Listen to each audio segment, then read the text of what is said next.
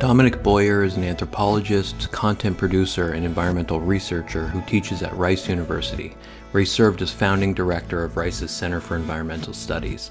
Some of his recent books are Energopolitics, Wind and Power in the Anthropocene, and Hyposubjects on Becoming Human. The book we're talking about here, though, No More Fossils, is a short and stunning analysis of the function of fossil fuels during this era of human-propelled environmental destruction and overdevelopment. And No More Fossils is easily one of the best books I've read on the history of energy. Dominic told me his goal was to make a book that was teachable, and I would say that given its length, it's also really portable and modal in its usefulness. In this conversation, Boyer says a few times that his goal was also to bring about really a decisive move away from this indulgent, excessive use of energy that's currently so normalized. And I totally agree. The overwhelming, accelerationist use of energy is catapulting us into an incredibly terrible and turbulent future on this planet. But how do we bring about a different future? Dominic's book offers some extremely moving promises of a point after the petrostate and words of encouragement for people that are organizing to end fossil capitalism. One of the things that most resonated with me is this idea that one day everyone will grasp the obviousness of the need to phase out fossil fuels. It will be self-evident that it was necessary, even if right now the fossil gerontocracy, as Boyer calls it, is doing everything it can to preserve a failed way of life based on bottomless plastics and gasoline. Can we fight the future and preserve joy?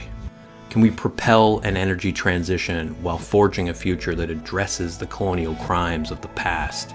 If we're now living in epic times, can we collectively rise to the planetary challenges that we face?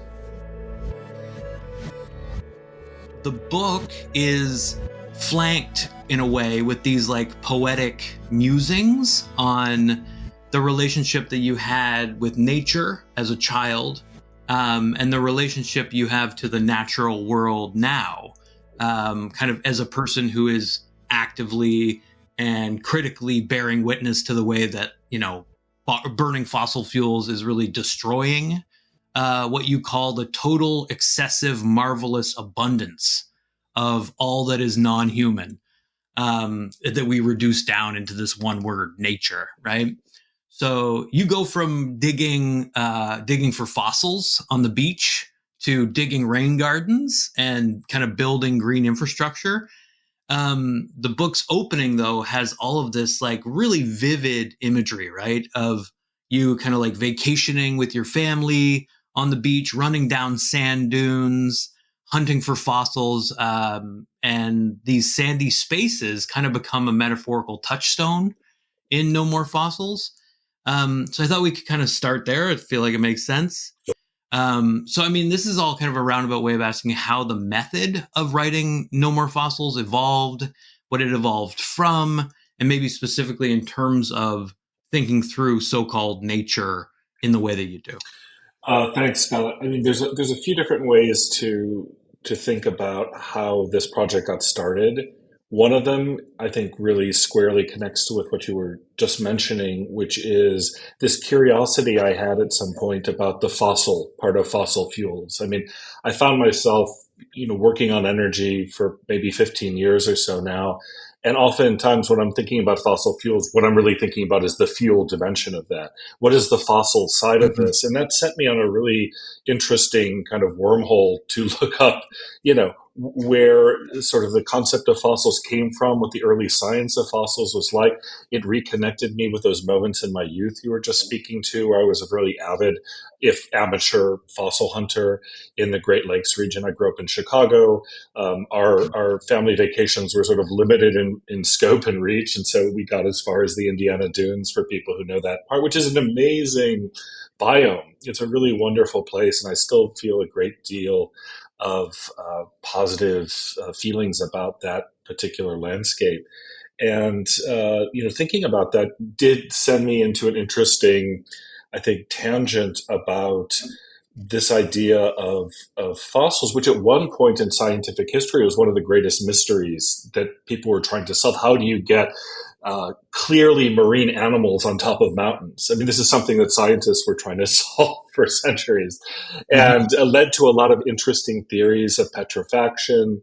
And I, as a kind of Hegelian Marxist, I would say, or a Marxist who takes the Hegelian aspect of Marx seriously, obviously that dimension of formation, or this idea of becoming, of crystallization, of the idea of some kind of spirit leaving something as pure form that then endures in the world, is Mhm. also something that had been part of my own intellectual thought process, I'd say, since my earliest work on journalists.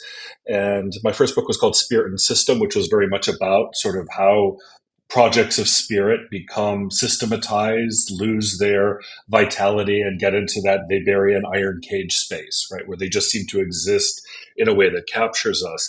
And I think a lot of that is relevant to thinking, at least metaphorically, but also maybe experientially, about our relationship to fossil fuels today. I say we loosely, but the global north in particular, and those parts of the global south that continue to be, participating in this ecocidal trajectory we're on.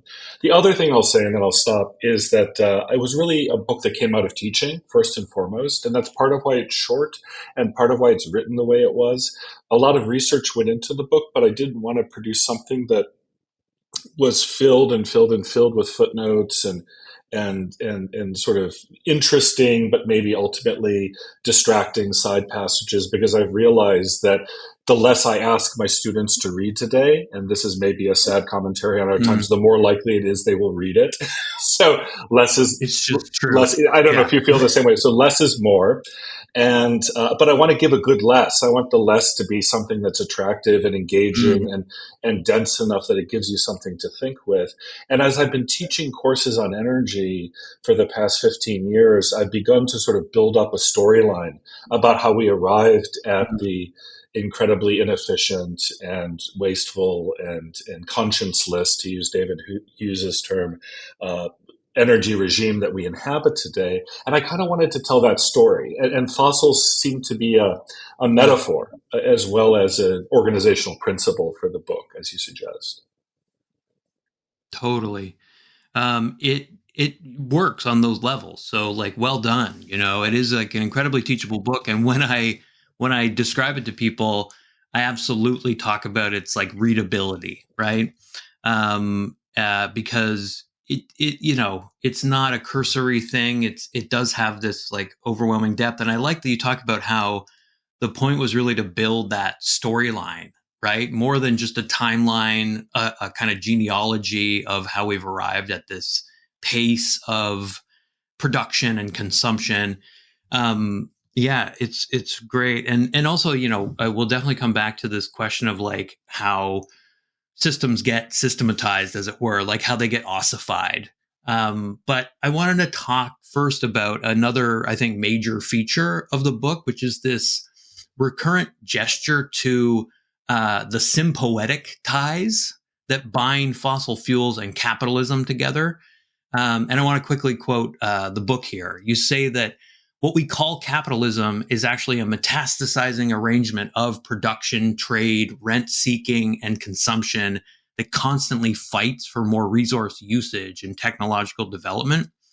There's a lot there to unpack, but like in one sense, invoking the idea of sympoiesis, of like co-creation or co-evolution, is just a way of like telling that story, of outlining the history you're trying to provide. But in another sense, I feel like you're using the term as often as you do. I think it occurs maybe like 8 times in a book that's only 80 pages. Um, because it matters on a deeper level, like thematically and theoretically. So, for example, you say that maybe the most potent example of petrostate sympoiesis is, and I don't know if I'm saying it correctly, is the interdependency of petroleum and military power, that there's sympoiesis there. So, like, capitalism is a war for more resources, for more markets, but then there's also the emergence of a hyper accelerated militarism with fossil fuels. Could you talk about the idea of sympoiesis a bit more? Why that concept was kind of useful for thinking about how global capitalism and militarism kind of mirror the spread of fossil fuel consumption? Yeah, I mean, I take symbiosis from one of my favorite radical and iconoclastic Marxists, Donna Haraway, who is often not, I think, credited with being as attentive to Marx as her work actually is, in my opinion. But because it's a more than species ecological kind of Marxism that she's thinking about, it often doesn't register maybe on the Mm. conventional Marxist radar in the same way. But I've always found her Hmm. conception or her way of thinking through capital to be very helpful. And to pick up on a point you mentioned as well that I think illustrates this, uh, I got very interested throughout and very convinced throughout the writing of this book that we need to be talking and thinking about petrostate in a different way. So, in addition to Mm-hmm. fossil fuel industry, in addition to oil and gas companies, in addition to fossil capital in Andreas Malm's sense, we need to be thinking about the petrostate, which is that symbiotic alliance between fossil fuels and military power that's really been in place since the middle of the 19th century, since high quality steel became an essential aspect of armaments. And then in the early 20th century, World War I, where you get new kinds of warships. You get airplanes, you get tanks, and petrochemical weapons become essential aspects of the modern battlefield. Ever since then, it's almost impossible to exert those core state functions, to cite Stuart Hall, of subjection, of domination, and above all, rule. It's impossible to rule anyone for any length of time without the use of fossil fuels. And so I think part of Mm. why this is interesting to me is if we look at there are a lot of ways of looking at the impasses we face, the slow rolls towards decarbonization, the hallucinatory rhetoric, the nostalgia, the back and forth, the two steps forward, two steps back sort of state of our energy transition, so to speak, and wonder about what it is. And one way is to say, well, fossil fuels are very good for capitalism. They make a good profit. And so it's really the logic of capital that's holding us where we are. I think there is another way of thinking about this, which is that, yes, fossil fuels are good for capital, but if we know nothing else about capital for Marx, is that all that solid melts into air, right? At some point, there are going to be transformations of the basis of the commodity form, the critical infrastructures that are going to allow for other profit. I mean, you can make money from other kinds of energy is Mm-hmm. is the point I'm trying to make. But what you can't do is at this point is rule, subject, and dominate through other energy forms. So I believe like this petrostate Right. relation, this symbiotic tangle actually is really important to understanding what holds us where we are, like what is keeping us in place and trying to prevent futures that would kill it. And this is I'm sure this concerns you and your work, Scott. I know it does, but that understanding the pressure points where we need to push, what we need to unmake, I think is a critical political question of our times. Yeah, yeah, yeah. And I think you're right to say that the petrostate presents itself as like an immortal, unassailable thing, right? The way you put it is that the petrostate is the deepest and most recalcitrant level of muck, the most effective guarantor of petroculture's perpetuation. And one of the primary reasons for this, beyond like just the depth of existing fossil fuel infrastructure, is that governance and oil are woven together in ways that seem to exceed political debate. Like Imre Zeman's new book, Futures of the Sun, talks about this as a kind of common sense. And like in the era of Trump's second term, this is just brash and brazen. Like drill, baby, drill is a promise of like permanent jobs, of national security, etc. But one of the things I thought was really powerful about your take on petrostate, I like that you're not even calling it the petrostate. You're just saying petrostate, like a homeostasis of governmentality. Is that you say we're a bit too hung up on the kind of like economic benchmarks we use to determine whether a country is actually a petrostate? It's just like a brief moment in the book, but it really stood out to me. You admit that oil wealth can inflate governmental ambitions to the point of delusion. But you'd think it's also kind of restrictive to just define petrostates by oil sales. What does that criteria kind of ignore? How does it sort of put certain countries in this like rarefied category? And what does it miss in terms of that entanglement that you're talking about? Right. So, a couple of thoughts on the petrostate. First of all, I worked really hard to try to figure out who had coined the term petrostate because no one had claimed it. I thought that's rare. Usually, there's somebody who is said to have invented this term, takes credit for it. Yeah. I actually convinced a couple of research librarians at our university at Rice Fondren Library, shout out, to spend some real time going back and searching through records, and they finally found the first instance printed was in Forbes magazine, 1975, about 2 weeks ago. It's like the 50th anniversary of the concept of the petrostate, in other words, basically right now. And it's on the cover of the magazine is a tank with a little wind-up device on top of it, which is such a wonderful kind I've of seen this irony, image. right? You've seen this image, right? I put it in a couple of my presentations. And that's where I've seen it. and it's possible. And, so lot to say about that, but the point is, it appears in this text in a kind of an op-ed type of piece without an author, and as without any explanation or gloss, as though it were already completely obvious to the world what a petrostate was. But it's a petrostate with that indefinite article, a petrostate, that can be pluralized, petrostates. And it's always, as you say, about countries that have a certain percentage of their GNP is related to oil production. And what that number is also very fungible. It can be 20%, it can be 40%, it can be 80%. But in all of those cases, the petrostate is basically a specialized variant of something that's called the resource curse meta-narrative sometimes. This idea that when a country in the developing world gets its hands on a highly valuable commodity, that the attempt to double down and center the economy on that commodity deforms the natural course of economic development.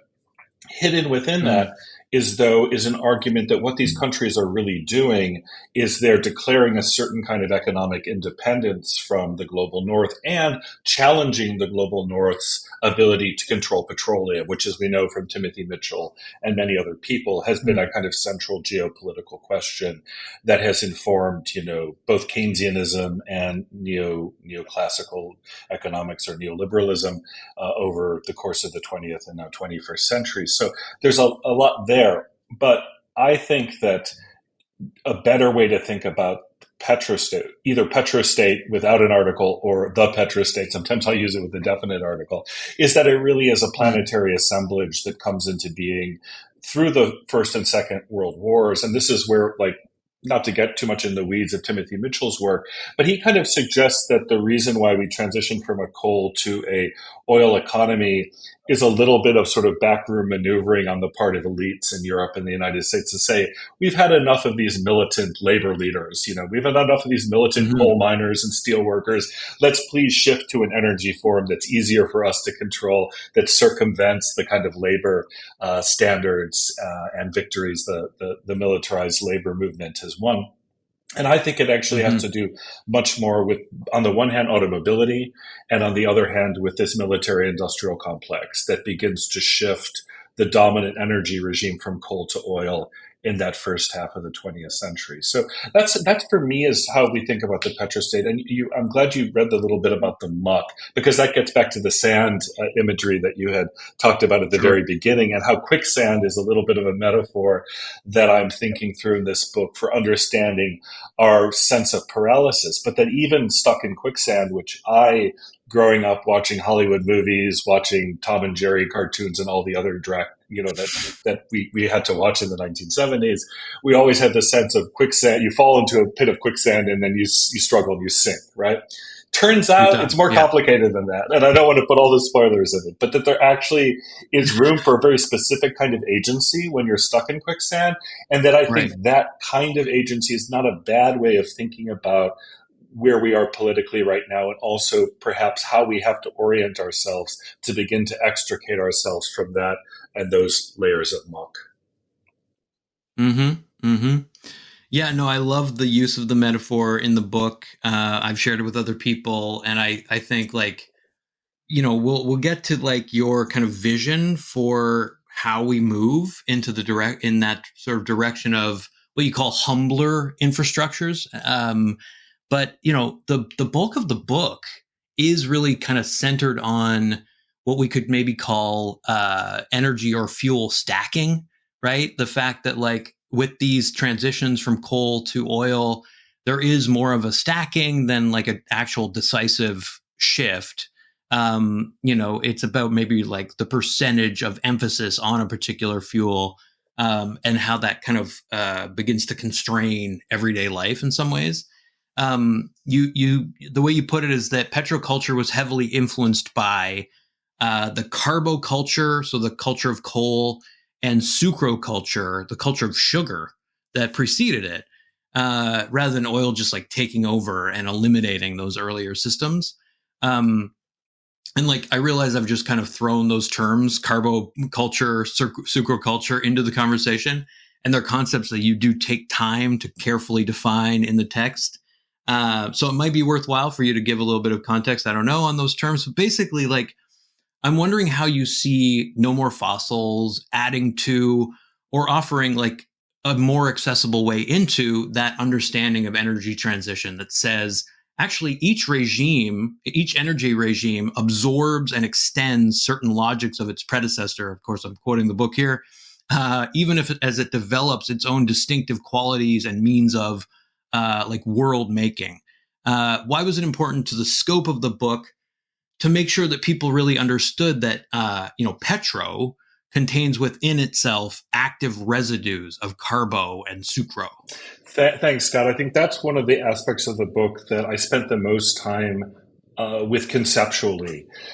Trying to understand, in other words, just as you say, how even though we can talk about a petrostate as maybe the dominant institutional and political assemblage that we face today, and the one that we most actively have to dismantle for purposes of addressing the climate emergencies and many other kinds of emergencies happening now, that it does, the story doesn't start with oil.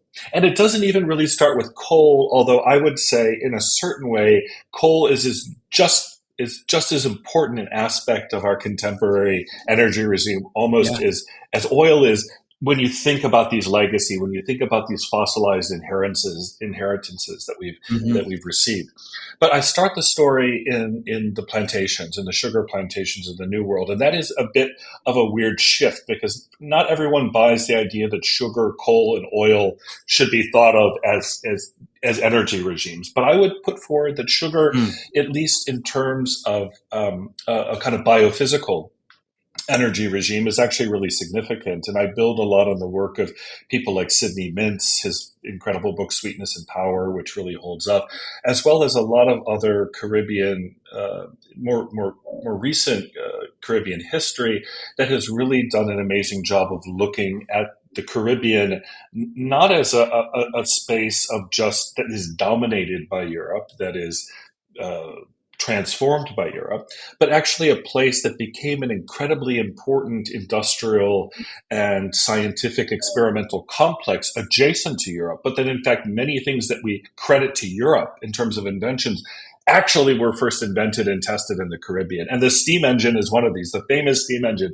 I'm sure you grew up with the same hagiography of James Watt that I did. James Watt in Glasgow inventing the steam engine, putting it to work. The Industrial Revolution is born. The first steam Hmm. engine that's put to the purpose of industrial work is in Jamaica 10 years before James Watt arrives on the scene. And Mm. the thing about sugar is that in addition to the fact that it was an incredibly desirable commodity, much like oil today, and one that was a very rare and precious commodity. If you look at the trajectory of European colonial expansion out of the Mediterranean down the west coast of Africa to Sao Tome, by 1515 at the latest, they have a prototype of a modern sugar plantation that is run by Right. African slaves, that has the most modern equipment of the era, that then gets ported across the Atlantic to Brazil and eventually to the Caribbean, that becomes a dominant source for the creation of wealth back in Europe also Mm-hmm. across the next several centuries. And the thing about sugar that's different from all the other colonial cash crops is that it takes a massive amount of work or power to extricate the pulp, the sweet pulp of sugarcane from the bamboo-like casing that if you've ever held sugarcane, it's like Mm-hmm. holding bamboo. So that Mm-hmm. requires enormous amounts of animal power, enormous amounts of human power, enormous amounts of hydropower in various instances. So this is why Mint says, the colonial sugar plantation was the most advanced industrial enterprise of its era and in many ways laid the groundwork for other industrial enterprises back in Europe and supplied much of the machine convention that would allow those enterprises to operate. So when I call this sucropolitics or sucroculture, I'm thinking about the way in which the sugar economy helped create both the groundwork for the industrial revolution and also the real accelerant for transnational capitalism. It's an incredibly high risk, high reward commodity. And it is one of the places, and again, people like Caraway Anna Singh have talked about this too, where we see Mm-hmm. the plantationocene, as they call it, this domestication of labor, of animals, of ecologies, forming the basis for all sorts of other aspects of modern capitalism too. So I guess you could say that the growth imperative of capital that Tim Mitchell thinks of as a petro-knowledge. He's not wrong about that. I think it is a petro-knowledge. Oil loves growth too, but I think you see it in the plantation in this sort of sweet hungering, this taste of more, this sweet taste of more that becomes so transformative of European diets, cultures, working class lifeways across the centuries to come. So that's a bit of a Yeah. kind of a peripatetic way to respond to the question. But I want to just say that yes, I have this idea that these different energy regimes build upon one another, absorbing some elements, maybe departing from some elements, taking on some trajectories of their own. But that ultimately, this deep Mm-hmm. genealogy of modern energy might be helpful for us to understand what is the problem with oil and what might be the problem with fossil fuels and what might be the problem with an even deeper history that's wrapped up in European colonization and empire. Mm-hmm. Yeah, no, I think it like unlocks a lot. A way of thinking about infrastructure and how infrastructure is like terraform, basically. Like the plantation is this terraforming infrastructure that Totally. also relies on, like different kinds of normalization, habituation. So I think it does like kind of, as I say, kind of unlock a lot. And there's this idea in the book that part of what's so important about sucropolitics is that it drove home this idea that, quote, technology was the leading edge of progress, right? Thereby discounting the contributions of human and animal labor to productivity and profit, right? It just like disappears that exploitation, that violence, basically. So, yeah, I mean, and it made me think about how like there's this part of Alexis Shotwell's book Against Purity that I often come back to, especially honestly when I'm feeling just kind of bummed living in suburbia and I kind of can't put my finger on the malaise. She says that whiteness is a quote habit of being problem. It's a problem of what we come to expect. And I just thought like reading No More Fossils, it made me better able to see how that feeling of like entitlement is also really deeply about how a certain white supremacist infrastructure has been developed over time through what you call the joys of easy oil in the most current moment. Like fast cars, you say, a glittering sprawl of new commodities and opportunities for consumption. And you say like really simply, there are two big things that do define this habit of being problem, the petropolitical era. And one is plasticity, the other is automobility. But like what we come to expect seems to really start for you with the sucro political more before that, right? Yeah, no, totally. And One other thing I'd mention, and this yeah, may be a little bit too on the theoretical front, but it sort of helps to explain, my own trajectory through this, is about I don't know, 10 years ago, 12 years ago or so, I coined this term energopolitics, which was a riff off the Yeah, yeah. Foucault's concept of biopolitics, but with a specific angle. And you mentioning infrastructure reminded me of this, that I think there's a Foucault is a really freighted figure for me because I went to a graduate program where literally you were not allowed to cite Foucault or discuss Foucault at a time back in the 1990s when Foucault seemed like an interesting person to cite and discuss, but absolute Mm, taboo where I was doing my PhD. So I've sort of wrestled with the sort of Foucault versus Marx thing for many years. And but the concept of biopolitics, or in French, biopouvoir, that he uses, I think is often taken to be like a thing, like a nominal sense of power as a thing. And my point has mm, always been that if you know French or know Spanish and you know what terms like pouvoir and poder can do, you know that they're verbs. They're modal verbs. They are literally modal verbs that mm, talk about what something enables something else to do, or how something enables something else to happen. And I think that's how mm. Foucault meant this term biopouvoir. So when I talk about energo power, I'm not talking about it as a thing. I'm talking about these relations of enablement that center on energy, both what energy forms may help to enable and how environmental social circumstances might constrain and force energy to develop in certain ways. So in part with this book, what I was trying to do was to take this generic concept of energo power and break it apart and say, look, this isn't all that useful. I mean, yes, you can say, sure, energy influences things. We can all accept that. That's a sort of a truism. But if we can Mhm. think about more specific kinds of power, or pouvoir in this sense, the pouvoir of sugar, the pouvoir of coal, the pouvoir of oil, maybe then we can begin to trace out like what some of the specific patterns of enablement are. And just as you said, for oil, as I tried to think what is distinctive to oil, what I kept coming back to were automobility and plasticity, both of which, Mhm. and this is why the genealogy is important, both of which in some ways appear in the previous era. The idea for having an automobile rather than a railway system or a locomotive is being researched seriously in the late 18th century.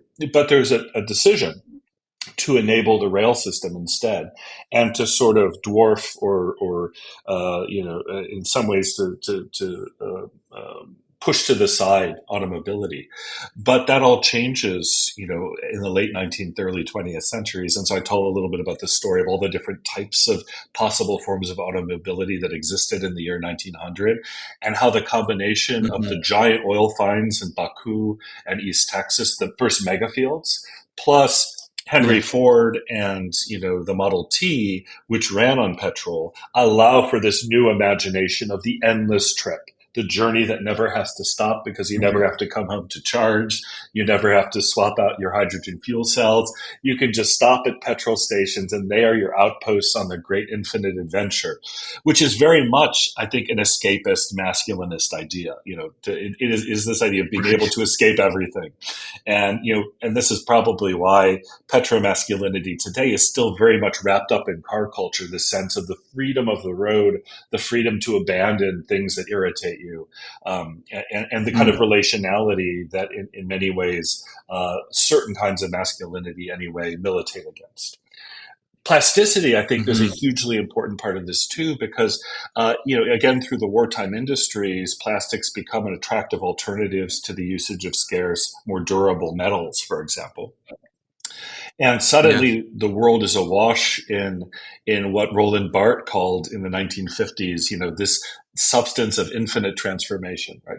Petroplastics that Mhm. can create any commodity and are seen in many ways to be progressive and democratizing at the time. The ideas, things that might have been Mhm. scarce, suddenly anyone can have a cup. And East Germany, which is where I did my first field work as an anthropologist, uh, had a real embrace of plastics for the same reason. Plasticity was a sort of positive aspect of socialist progress.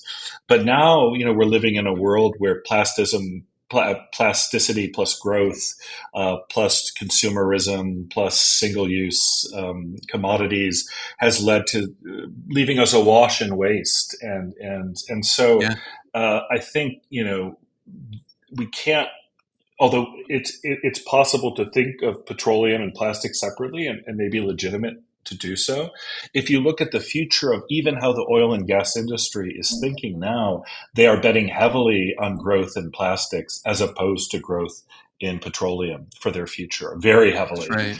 And there Yeah. hasn't been, I think the CEO of Chevron said a few years ago, he doubted another refinery would ever be built in the United States. But all of the oil majors are building these massive chemical complexes now to try to Yeah. create a reason for petroleum to maintain its sort of grip on, on the world going forward. Yeah, no, 100%. I think that's an underappreciated aspect of this, moment of potential decarbonization, energy transition toward clean technologies, and something that like Alice Ma takes up in Yes. Petrochemical Planet is that like there is this other market for commodities that the oil industry is very interested in, spreading petro knowledge about and naturalizing. Even as you say, like it feels as though what plastics enable now starts to kind of, transform into something more negative, more, more concerning, more, petrifying in terms of like what it can do to our health, in a lot of ways. But yeah, I mean, there's a ton in what you just said in terms of like patterns of enablement and the kind of feeling of limitlessness that certain fuels like inspire. And I think one of the rhetorical strategies in the book is to try and like defamiliarize or like make strange the design of our environments. And one part of that is definitely the unbelievable amount of plastic and petrochemical products that are in those environments. And I'm thinking here about your sprawling list of commodities that spans multiple pages in the book that, wouldn't exist as we know them without plastics. Right. So yeah, I mean, it that part of the book was really striking to me. And just like trying to, allow people to engage with these taken for granted things like sugar, like plastics, as things are also essential to us, like kind of politically or even like ontologically, I guess, or politically and ontologically. Um, yeah. Anyway, sorry, that was a bit of that was a bit No, of but I think a I feel it because I found even in my own family's personal journey to try to extricate ourselves from the kind of muck of petroculture. It's much easier to give up oil as fuel than to give up plastics. I mean, we've been able to get off oil as fuel. We've even been able to get off natural gas as fuel. We took out our old stove. We put an electric stove. We've done everything we can, but I mm, still look around the house, it's filled with plastic, right? It's filled with all of these everyday surrounded. artifacts. And so there's a bigger Yeah. challenge. And, I think Alice is right that the future of petroculture is a kind of plastic culture, probably. And so that's where we, again, have to sort of think about where we put our critical and political attention. The middle of the book, and I don't want to jump the gun if this you were going here anyway, but the middle of the book is really talking about what holds us where we are, and this concept of fossil Yeah. gerontocracy, and that interests me too, because I think understanding what it is or who it is that we're up against is really critical for waging the type of political campaign that we Mm, need to do, and whether that's high level politics or again the sort of humble acts we might all engage in of resistance and mhm. evasion. But this gerontocracy problem was something that also emerged from earlier work that I did on the end of European socialism, Eastern European socialism in the 1980s and early Mhm. 1990s.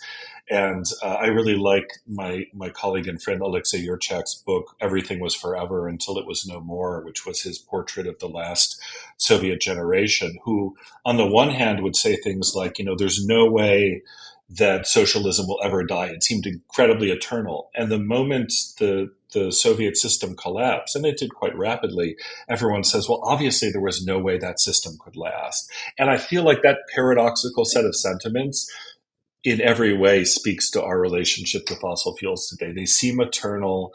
They seem unavoidable. They are in so many ways the kind of unconscious of our the Mhm. epistemic unconscious of our times, and yet once they are gone, I think everyone will shrug and say, of course they had to go. I really think that we're headed for sooner or later that Yeah, same type of relationship to fossil fuel use, for many of the reasons we've been right. talking about. Yeah, yeah. You talk about how like somebody reading your book in 2050 might feel like it seems quaint, right? And there's something hopeful in that sort of projection, of ourselves into that future, where we hopefully have overcome this race to the bottom search for new markets, the marketing of new pleasures, the like marshaling of exploited labor to cater to those things, that you say like does characterize the sucropolitical, the carbopolitical, and certainly the petropolitical. We're still mired in this capitalist habit of being, and eventually we're gonna, like you've already talked about the petrostate, which is like your primary target in the book, but all of the like material infrastructures, the forms of fixed capital, that we're going to have to fight against are also like buoyed by these other things, like these petro habits and this petro knowledge. So I thought we could like, and you did kind of jump ahead a little I'm bit, sorry.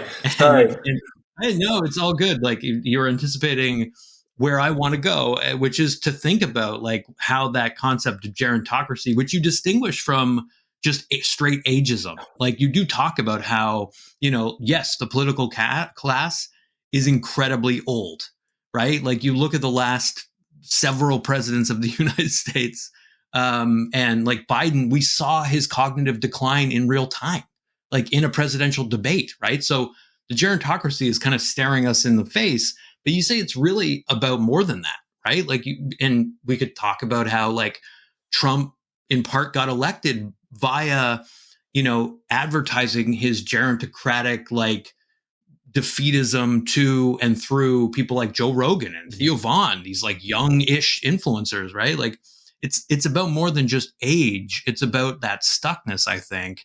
Um, and so yeah, I mean, like the fossilized forms of behavior and thought that you talk Yes. about in the book that keep the system running as it is are ecocidal, but aren't always like clocked as such. They're often seen as reasonable, even desirable. And so your answer to the reason, your explanation for why that is that there is a lot of nostalgia at play in the preservation of this petropolitical norm, and you call it like an attachment to the splendor of the mid 20th century that's kind of hard to work around. So I wondered if you could just like unpack that a little bit more, maybe especially in relation to this like post second Trump term moment that we're in now globally, and certainly you're in the throes of, in the United States. Yeah, no, 100%. And I do think that the concept of gerontocracy is coined by a guy named James Fuzzy, a Swiss jurist who eventually helped lead a process of Swiss independence. That's a whole interesting story unto itself. But he had a treatise called De la Gerontocratie, which is I think has not been translated into English still, but essentially a gerontocracy. And it's an analysis of how the generation of 1789 continued to sort of be dominating French political life for decades after its vital connection to the circumstances of everyday life was depleted. In other words, he wasn't against older people participating in a political process. He thought all the different generations should participate in political process, but it was very important that younger people who did most of the work, who in a sense bore most of the risk and Yeah. responsibility of social life, actually also had a say. And I think that's, again, it speaks to our contemporary situation in all sorts of ways. In a sense, we have the generation of people who were born, the boomers, the famously maligned boomers after the Second World War, people my parents' age who, they came of age in the 1950s and 1960s, which was really, if you look back, and I think many analysts would agree, about as good as it got in the United States. You had a pretty, Right. you had you were the the global superpower. You would reorganize the global economy around your currency and around your oil, because at that time the United States pretty much controlled all of it. Your Yeah. industrial productivity sort of ruled the roost. Your technology was at its peak, and you had social welfareism. So the working classes, at least That's some of key. them, Yeah. were able to enjoy some of the fruits of that Right. supremacy. And it's never been that good since. So when people yearn, I think it's more than just the Trumpists who have a kind of nostalgia for that Keynesian heyday. I think we on the left have to acknowledge that we have a little bit of nostalgia for that too, even if we're able to see the problems and inadequacies of that dispensation. But Fair. I think that the what's happening today, and it's not just because people are old. I think it's also because of the climate emergency, and Mm. because of the fact that the wealthiest and most powerful industry in the world, and I do believe the oil and gas industry is that. In 2023, the profits of the oil and gas industry were twice that of banking. And we might think of the Mm. banks and finance as being the dominant industry of the world. The wealthiest, both individual corporations and industry by far, are oil and gas. That industry, when I was growing up in the 70s, was able to occupy science and culture rather openly and confidently. They were able to sponsor Mm. things at museums. They were able to do art shows. And I used to watch a show called Mobile Masterpiece Theater on public television, right? Which was all the sort of Yeah. great sort of Sure. costume dramas of the era brought to you by the Mobile Corporation. That's not possible anymore, because I think Mm. both elite and more general public sentiment has turned against them. People understand that oil usage, not everyone, but I think a lot of people understand that oil usage is ecocidal, and that these companies are Mm. behaving in an ecocidal way. So as they've retreated from empirical reality and have increasingly invested in disinformation, and I call it, I think in the book, kind of a hallucinatory senescence. Mhm. um, they've created a permission structure for all sorts of other post-truth conspiratorial knowledges to sort of trail in their wake. And I do think that explains a lot of the insanity of our moment, is simply that powerful industries are committed to post-truth politics, because that's the only way they can legitimate their existence in the world, because of, number one, the climate emergency. Number two, their tech sucks. I want to. The internal combustion engine is a shitty. I don't know if I can say that on this podcast. I'm sorry. It's a shitty piece of Say it all the technology way. Yeah. compared It's to an an electric vehicle absolutely engine. piece of shit Yeah, technology. it is. Yeah. It's a There's a piece of lot shit of technology. waste. Even Yeah. even if you like how a big car feels and hums and whatever, it's incredibly inefficient and wasteful. Yeah. And because again, it is this, all that solid melts into air. It's trying to sort of keep everything in one place, in one solid form, and disallowing transformation. So I Yeah. think that Yeah. I think that has really created an epistemic accelerant, or nourishment for these types of post-truth projects. And the fact that Trump can just sit and just lie and lie and lie and lie, and everyone sort of, well, it's just that he's just the head of the most powerful military on the planet, and he never ever tells the truth. How is that acceptable to anyone? I think we have to look more Mm. deeply to sort of the status of truth, and the way in which there are engines of disinformation or post-truth, whatever you want to call it, at work, that don't Mm. come from nowhere. They come from a very specific industry, I think. And maybe that's not the only industry engaging in it, but I do think that if you look at the evolution of the Republican Party in the United States, where the National Climate Assessment that was just defunded by Trump again was formed by George H.W. Bush, as an Hmm. obvious effort to sort of respond to what was recognized back then. Now 35 years ago, I understand, but a clear and present danger to the United Mm. States and the world Mm. 35 years ago. Now you have a Republican Party that just kowtow to any kind of insanity, and are trying Mm. to, in Texas right now, where I live, are trying to destroy an extremely successful renewable energy industry by arguing that for every new megawatt of wind and solar and batteries, you have to create another megawatt of natural gas because it's somehow safer. So this kind of insanity and kowtowing to the fossil fuel industry, I think, is a really big part of this sort of epistemic moment and of the nostalgia, right? But the nostalgia, I think Mm-hmm. you'd agree, probably does have real experiential roots in the memories of a certain generation Totally. when there was more economic security, when children could go to, I tell Yeah. this to my students and they're always blown away. I said, my parents, who were very working class people, could go to college and graduate college without a cent of debt. And that gave them a Mm-hmm. certain ability through federal loan programs and through federal grants that allowed them, A, to go to college, and then B, once they were in college, to study, what they wanted to study. And Yeah. to a group of students who are looking at $200,000 to $400,000 of debt, plus having to go into investment banking as the only or medicine or something that could possibly ever pay that off.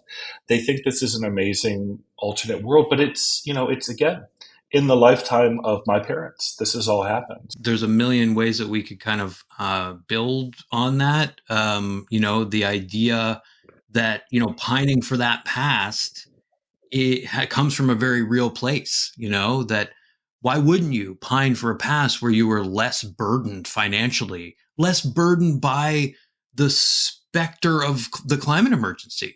Like I pine for a time, I'm 45 years old. My childhood was not spent worrying about the climate Yeah. emergency.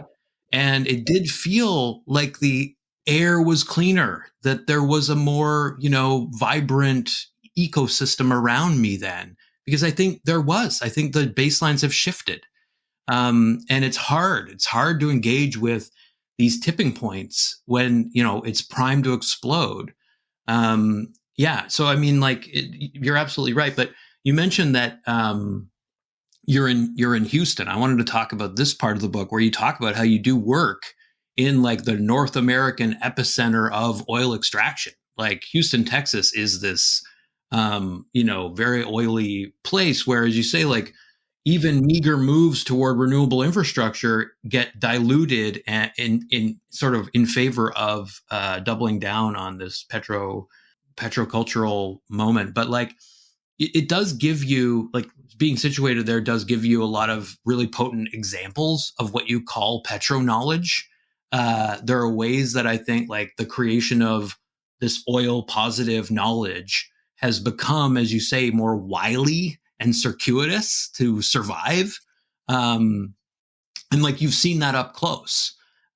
In Canada, I think you don't necessarily see it up close. Petro knowledge has different levels of saturation depending on where you are. In Nova Scotia, there is a long history of coal as our like base load, our primary source of energy.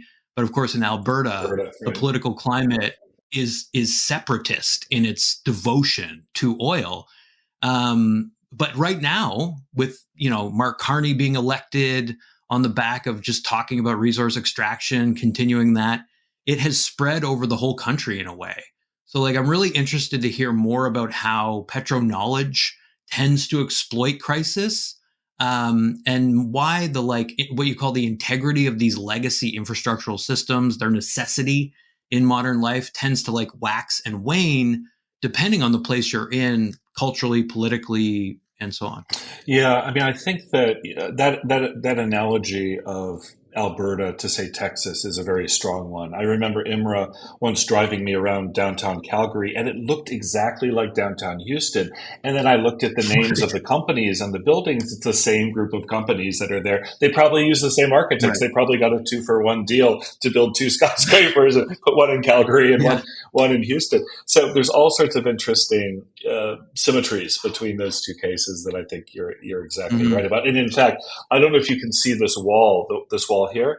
I share this wall with A a little bit. Chevron office. It's a Chevron greenwash space on the other side of this. Oh So my I god. feel like the propinquity here to Yeah. petropower is always quite startling, but also revealing and intellectually edifying. In the sense, I don't think I could have done a book like No More Fossils had I not lived for so long in a place like Houston. I mean, obviously one could do it, but I don't think I would have come up with the idea and the sense of urgency if I hadn't lived in this space. Mm, Because as you say, it mhm, is a place where it is an engine not only of the material infrastructure of oil, the financial aspects of oil, but also of the various kinds of epistemic projects of the oil industry.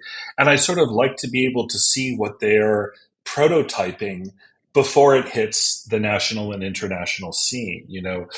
I was attuned to the idea of hydrogen as a kind of alternative mm, possible trajectory mhm, very early on from being here because I heard people talk about it. As soon as it became clear that carbon sequestration was just a very obvious and expensive kind of gaslighting, they pivoted to hydrogen as the new promised future. When I moved here, it was mhm, biofuels. So when I moved here 15 years ago, the talk in the industry was all about biofuels. And I've realized that, as you say about their wiliness, and I do think it's strategic, it's not accidental, but I think what they like to do is to help diffuse some of the sense of urgency around ending oil is to say, well, mhm, listen, there is a futurity after oil. We're going to help enable it, but you got to give us like 10 or 15 years to do it. And then every 5 years, mhm, they change the character of that futurity. So first it's biofuels, then it's sequestration. Now it's hydrogen. Maybe next it'll be small modular nuclear reactors. Maybe it'll be deep geothermal. There'll be something else that will follow in the sequence. But essentially, it's mhm, buying them time always. It's about buying the industry time to not change itself in a fundamental way. Because what they do is they roll out these initiatives with great fanfare and then quietly sunset them when no one's listening. I've seen this happen now in several cycles. So um, mhm, absolutely, it is an extremely wily and dangerous industry. But the thing is, and this is where I think I've gotten probably the most pushback on the book at all. I do believe rather firmly that the petrostate is dying. I think it's past its. I mm, think it's past its prime. I think not because of what's happening in the United States. I'm sorry to say, more of what's happening in mm, China and what's happening in Europe. The right. future of transportation is being claimed away from it. I think it still does have this petrochemical future that we have to reckon with. But when China passed its peak oil for transportation a few years ago, I think that was a moment that really rattled people in places like Houston because for a long time they had thought the growth of the middle class lifestyle and luxuries in Asia will be the thing that allows us to continue Mm, expanding, just like cigarette companies, once they gave up on the United States because people stopped smoking as openly, said, well, we'll just push more cigarettes into Asia, into Africa, into other places where we can continue to mhm, build consumption. So I think that I think that it is a really interesting pivotal moment. I'm not saying the petrostate isn't incredibly dangerous and able, because it is both those things. I'm not saying that its death is guaranteed, but I'm saying that it's entered into a phase of decline, or as I've been saying more recently, kind of metabolic imbalance that allows us to mm, potentially exploit that and to further push it towards its needed demise. And I've often said mhm, I helped at the same time Imran and many of his colleagues like Sheena Wilson and others up in Alberta were setting up the Petrocultures Group. I think still one of the great, maybe the greatest energy humanities network we've had. I was trying to set up a much smaller version of this down in Houston, and it seemed to me quite apt and fitting that these two critical energy humanities totally. projects were in the respective oil centers of their countries, because this is Yeah, where you see it up front, and there's no way to avoid the oil. As you say, it's a very oily place. right. It's literally on our streets. It's in our skin. It's in our water. Yeah. It's very difficult in an embodied experiential way to avoid reckoning with that. Sure. And like one of the wonderful ways I think that your book does try and reckon with that is to talk about flooding in Houston. That like there is this mystifying conviction in Houston that the way to fight flooding is hard infrastructure, right? Is more concrete, more of that kind of, that form of infrastructure. In the wake of more, Fort McMurray, burned to the ground largest mass evacuation in Canadian history, and they more or less built back the same way, maybe a little further from wildland, try and move the infrastructure a little bit further away.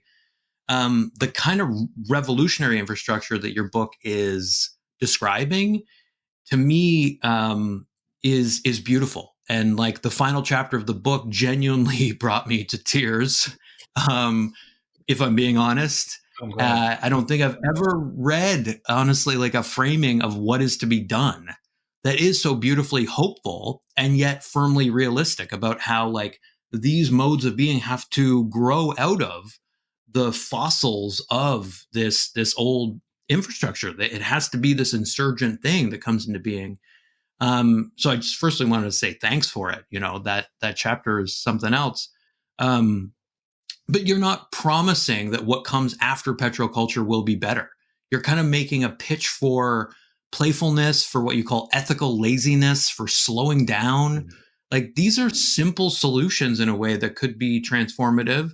And you're trying to combine that pitch for slowing down, for a certain simplicity, with a demand for us to just be more ecologically and relationally mindful, as you put it.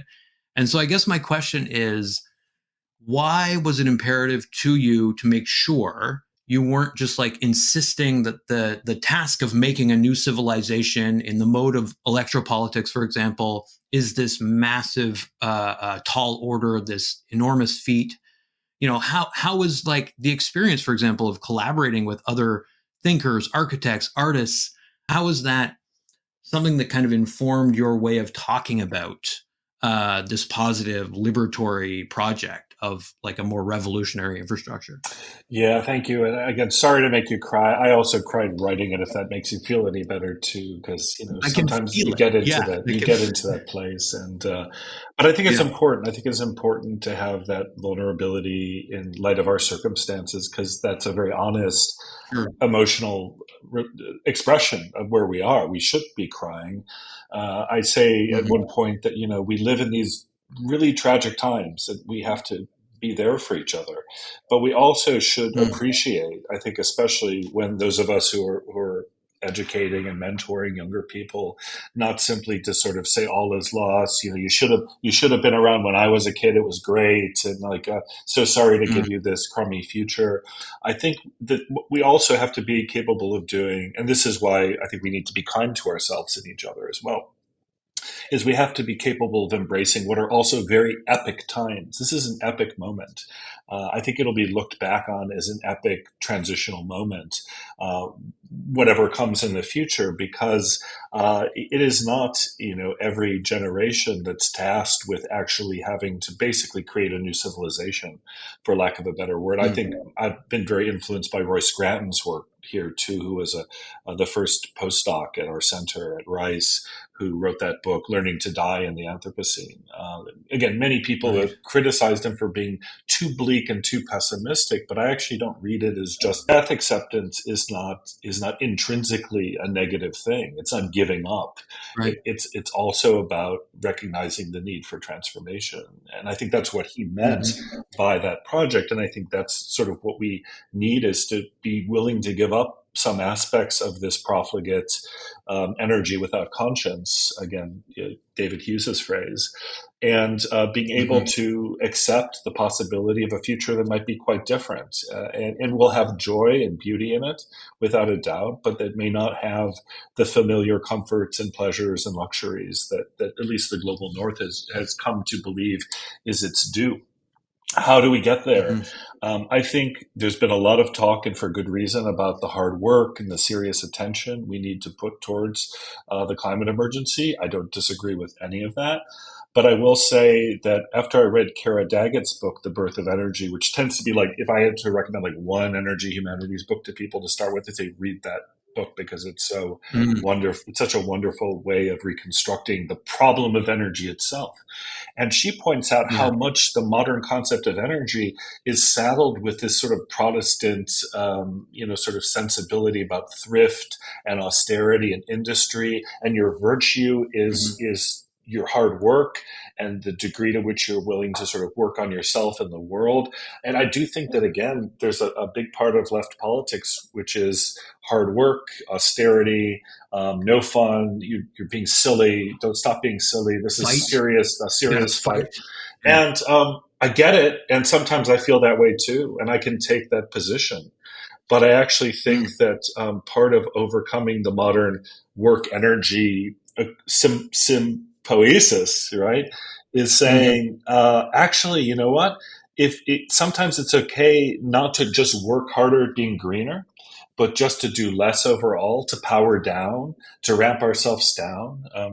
My thesis advisor, Marshall Solins, one of the people who warned me off Foucault, also had this great book called Stone Age Economics, where he talked about the original affluent society of the Neolithic, where people, they worked a little while to build up a little surplus that they could enjoy for a little while, and then they went back and worked a little bit more. Like the oscillation of human labor patterns wasn't constant hard work. It was more like work, build up a surplus, enjoy that surplus, work, build up a surplus. So some of that sensibility might actually be helpful for ecopolitics too. In other words, sometimes being more present for where you are, engaging that landscape, engaging your relations, doing a situationist derive, sort of rediscovering the surreal magic of where you are, rather than hopping on a plane to somewhere, might be part of the re-acclimatization that's necessary to make a more sustainable form of modernity. I mean, I'm open to that too, in other words. And in fact, in the online edition of the book, there's a little card game, which I'm not expecting you to have played, but it's there for people who want to take a break from the ideas. And is it Cauliflower Love Bite? Yes, which was, is that what it's a collaborative project together with a number of terrific people. We did it for the COP meetings in Glasgow that were canceled because of the pandemic, and then it never ended up having an afterlife. So I said, this is perfect. We'll put it in this project too. And the whole exercise is low carbon leisure, basically low carbon pleasure, the things that you can do. As many of the things we really enjoy in life are not the ruin of the world, even in excess. So there are ways that we can have happiness and joy as we go through these difficult transition projects. And I actually think if we don't, we'll burn ourselves out. We'll come across as, I think, people that younger people are maybe rightly afraid to talk to and listen to, because we seem to be carrying a heavy cloak of misery with ourselves at all times for the loss. And I also think of, I wrote a couple of essays on nostalgia early in my career too, where it came from. And it comes from this Swiss medical dissertation back in the late 17th century, where a very young man, Johannes Hofer, only 24 years old himself, is diagnosing other young people who are afflicted with a powerful sense of alienation from their circumstances, usually because they're bound servants working in a town far from home, sometimes because they were sent away to the military. And the symptoms of nostalgia are people saying things like, I want to go home, just like over and over again, right? And it's interesting, the last case he talks about is one of these servants living in Paris who's saying, I want to go home, I want to go home, I want to go home. And finally, the person that she's working for says, you know what? If you hate it here so much, go home. Just go home. And he says, after her master had said that to her, the whole symptom complex disappeared, and she stayed in Paris, happy in her work. And I think that's such an important moment. She was not interested in going home. She was interested in a right of future determination.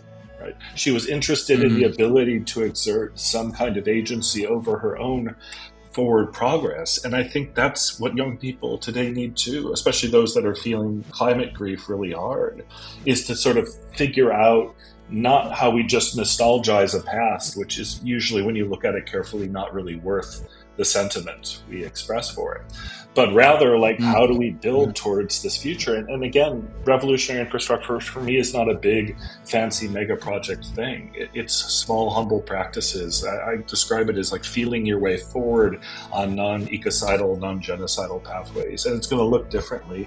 But those rain gardens you mentioned earlier, that's one of the things I do that's like a small contribution to that process. I like that sort of idea.